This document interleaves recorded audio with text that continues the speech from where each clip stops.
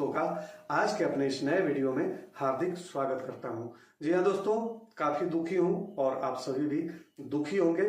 पूरी दुनिया हमारे अभी के इस दुख में शामिल है और हमारा देश ही नहीं, हमारा देश भारत ही नहीं, पूरी दुनिया इस घटना से मर्माहत है और सभी लोग दुखी हैं। जो इंसानियत और जो अमन चैन पसंद करते हैं वो सारे लोग दुखी हैं। और इस घटना की जो अभी 2-3 दिन पीछे ही पहलगाम में हुई, आतंकियों द्वारा जो बर्बरता से लोगों की जान ली गई, हमारे देश की नागरिकों की जान ली गई, उसके लिए सभी काफी गुस्से में हैं, काफी उबाल है अपने देश में भी और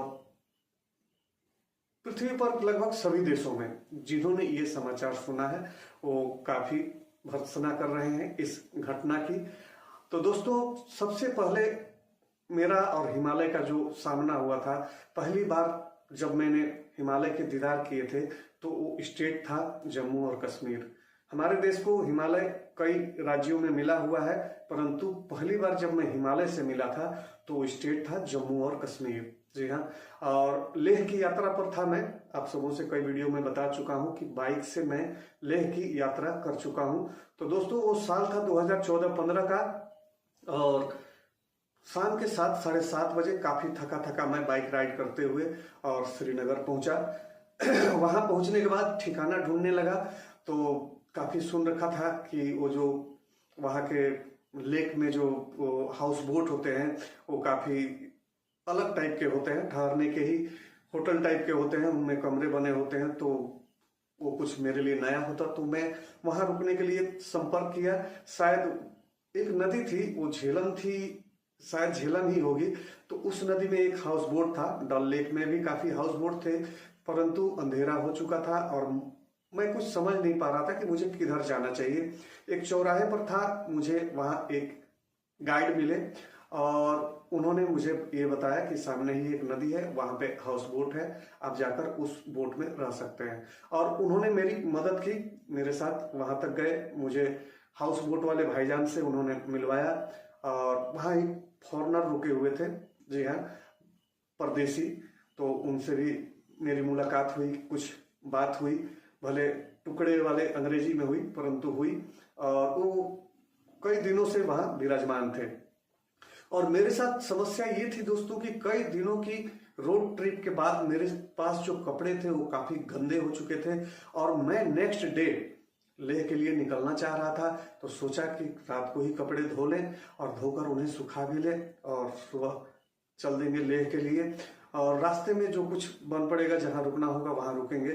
तो ये मेरी सोच थी, परंतु हाउस बोट वाले जो भाईजान थे उन्होंने बताया कि हमारे पास जो पानी का स्टॉक है बस इतना ही है कि आप उसमें सिर्फ नहा सकते हैं, कपड़े धोने की इजाजत नहीं है। तो बात बनी नहीं दोस्तों। फिर मैंने उनसे गुजारिश की कि मुझे कोई होटल बताएं जहां मैं जाकर रुक सकूं और अधिक महंगा भी ना हो और वहां हमारे कपड़े भी जो हैं वो धुल सके। तो वो हाउस बोट वाले जो भाईजान हैं वो मेरे साथ लगभग 1 किलोमीटर तक गए और वहां एक होटल में उन्होंने कमरा दिलवाया और रात भर मैं वही रुका, कपड़े भी धोया, कपड़े सूखने को भी दिए, कपड़े सूख भी गए। परंतु दूसरे दिन मेरी जो लेह की यात्रा स्टार्ट होने वाली थी श्रीनगर से, उसे मैंने कैंसिल किया क्योंकि मैं गुलमर्ग जाना चाहता था। रात भर में होटल के स्टाफों से ये पता चला कि आसपास जो आप देख सकते हैं श्रीनगर के, तो गुलमर्ग बिल्कुल सामने है, आप वहां जाएं और दर्शन करके आए गुलमर्ग का। और दोस्तों, मैं सुबह शेयर टैक्सी से, शेयर वाली गाड़ी से गुलमर्ग पहुंचा और वहां की खूबसूरती को देखकर भौचक्का रह गया। जी हाँ, और फिल्मों में या टीवी में स्विट्जरलैंड टाइप की कुछ मैं पहले देखा करता था। कश्मीर को भी मैंने देखा था फिल्मों में ही, परंतु खुद लाइव अपनी आंखों से ये महसूस नहीं कर पाया था। और जब मैं वहां पहुंचा गुलमर्ग, तो मैं प्रकृति प्रेमी इंसान हूँ, नेचर लवर हूँ, तो मुझे काफी आनंद आया और एक स्वर्ग में होने की अनुभूति हुई। जी हाँ, तो वहां से एक मेरा जो स्लोगन शुरू हुआ, वो स्लोगन लेह लद्दाख की ट्रिप खत्म होने तक, जब तक हिमालय मेरा साथ देता रहा, मैं हिमालय के साथ रहा, तब तक मेरा वो स्लोगन हर जनमानस के बीच, जहाँ 2-5 लोग होते, टूरिस्ट हो या वहाँ के लोकल हो, उनके बीच मैं ये तकिया कलाम अपना पेश कर ही देता कि ये तो सबों ने सुना था कि अगर इस धरती पर कहीं जन्नत है तो यही है, यही है, यही है। ये कश्मीर के बारे में ही कहा गया था।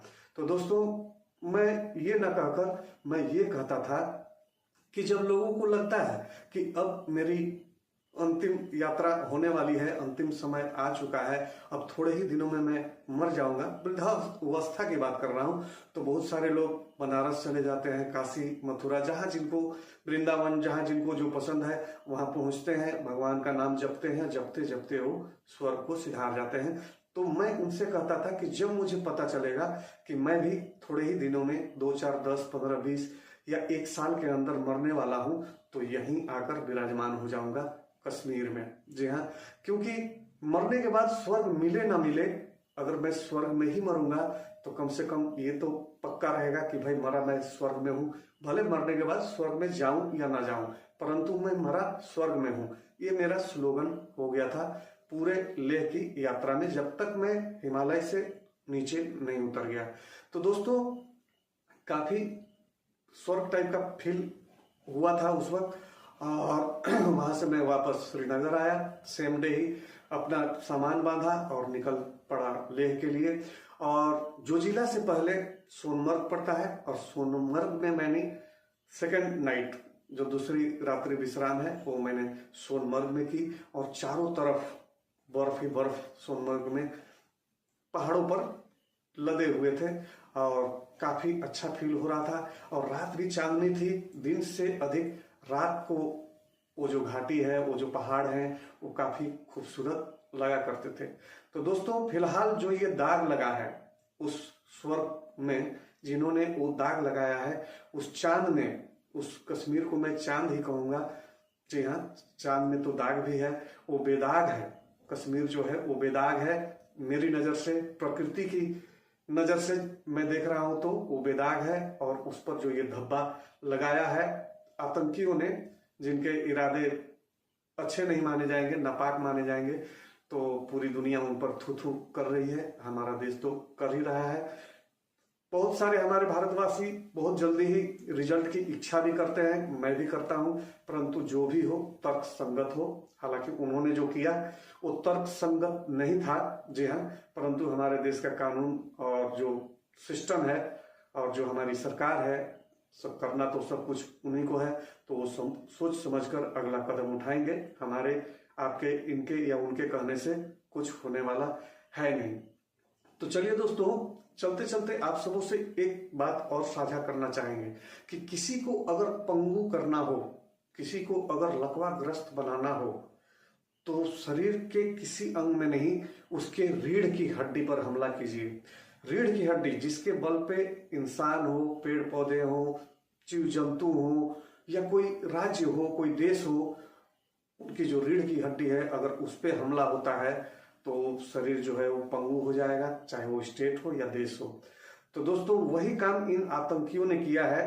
कश्मीर को फलता फूलता देखकर उन्हें अच्छा नहीं लगा, और इतने सारे पर्यटन ही है जो पहाड़ों का बैकबोन है। जी हाँ, जो रीढ़ की हड्डी है, पहाड़ों का कमाई धमाई, रोजी रोटी का जो जरिया है, वो पर्यटन ही है, टूरिस्ट ही हैं।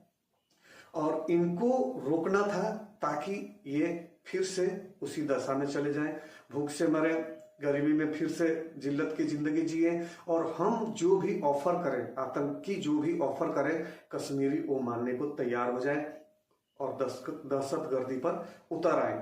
कमाई का साधन, पहले दहशत फैलाने के लिए कश्मीरी, सारे कश्मीरियों को मैं नहीं कह रहा हूं, लेकिन बहुत सारे कश्मीरियों को दहशत फैलाने के लिए रुपए पैसे मिला करते थे। और जब ये रुपए पैसे लेना बंद कर दिए, क्योंकि पर्यटन काफी फल फूल गया था। और दोस्तों, पिछले साल, इस साल का टोटल आंकड़ा मिला दिया जाए तो लाखों लोग कश्मीर पहुंच चुके थे घूमने के लिए, कश्मीर को देखने के लिए। तो इतनी सारी बुकिंग्स हुई थी, जो आप समाचार में सुन रहे होंगे, समाचार पत्रों में पढ़ रहे होंगे। तो इतनी सारी जो बुकिंग्स हुई थी, जो वो कैंसिल हुई हैं, तो किसी का रोजगार छिन गया है। जी हाँ, किसी के सपने टूट गए हैं। ऐसा नहीं है दोस्तों कि इस तरह के हादसे के बाद लोग घूमना बंद कर देंगे। लोग घूमेंगे ही घूमेंगे, परंतु फिलहाल वहां तो नहीं जाएंगे जहां ये कांड हुआ है। तो चलिए दोस्तों, बैकबोन तोड़नी थी उन्हें कश्मीर की, और उन्होंने जो प्रयास किया तोड़ने का वो लगभग तोड़ भी चुके हैं। टूरिस्ट वहां ना के बराबर पहुंच रहे हैं। जहां प्रतिदिन फ्लाइट से 4000 5000 टूरिस्ट पहुंचा करते थे, इस मौसम में फिलहाल श्रीनगर में 300 200 250, शायद वो गिनती अगले कुछ दिनों में और भी कम हो जाए। तो इस टाइप की हो गई है। तो ये सब कुछ बताते हुए अच्छा नहीं लग रहा है।